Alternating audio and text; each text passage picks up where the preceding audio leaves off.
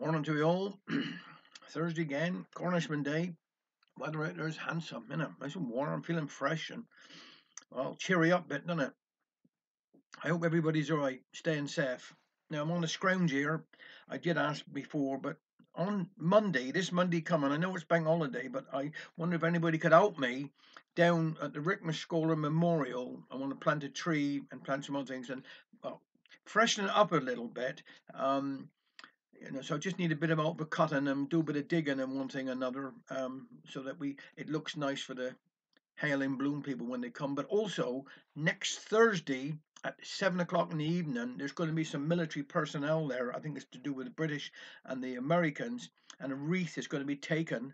I think it's going to be placed there and then taken away, and going to go over to New York. I don't know all the full details yet, but I know it's taking place next Thursday at 7 o'clock on.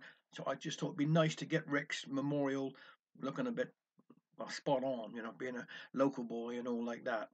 So that's the first thing.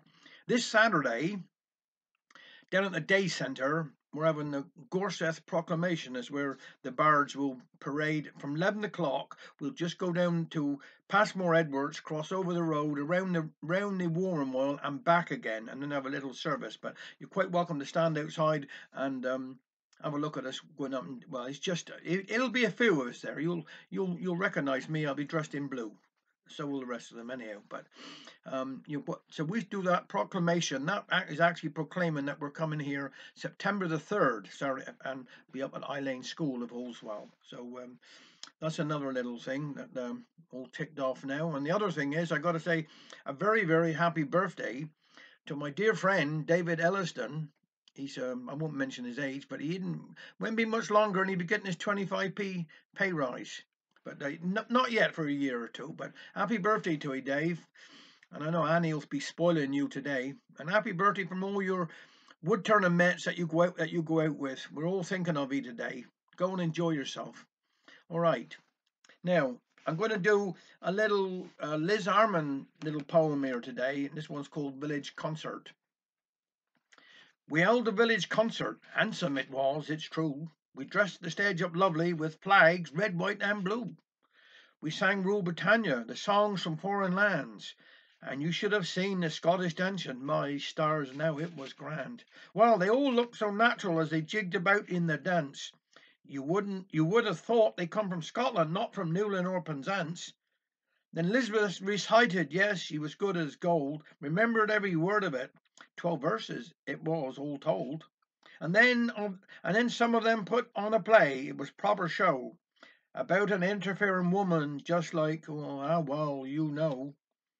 There was mother with her knitting and granny sitting there, complaining and reading the Cornishman, just like life, I swear. The poor forlorn little daughter and the nosy Parker farm next door, two high and mighty neighbours, completed all the score. To make the stage look homelike, they brought some things along, a table, chair, a potted fern, and things that do belong. When the play was ended with a woman having a qualm, we all said, lovely, wasn't it? Yes, that play went like a bomb. And then we had a fashion show that I couldn't quite understand, for the bride had onions round her neck and a broccoli in her hand.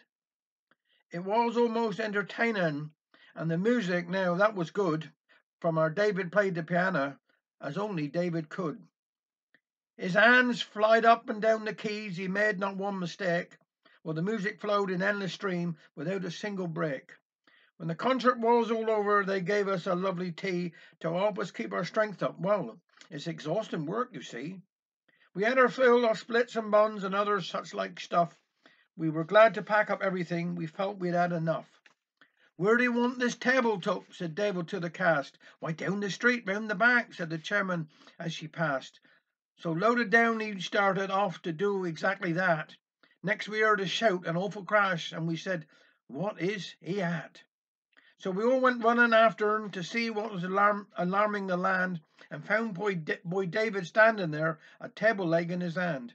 I don't know what has happened, but it started to compete. But now you see that all the rest is rolling down the street. Then we went running after him, and it must have been a sight to see we chest and legs and things. 11 o'clock on a Friday night. But when we think in years to come about the merry band, shall we only remember David, a table leg in his hand, or shall we think the pleasure of the part that each did play on that village concert evening one Friday night in May? And thank you very, very much.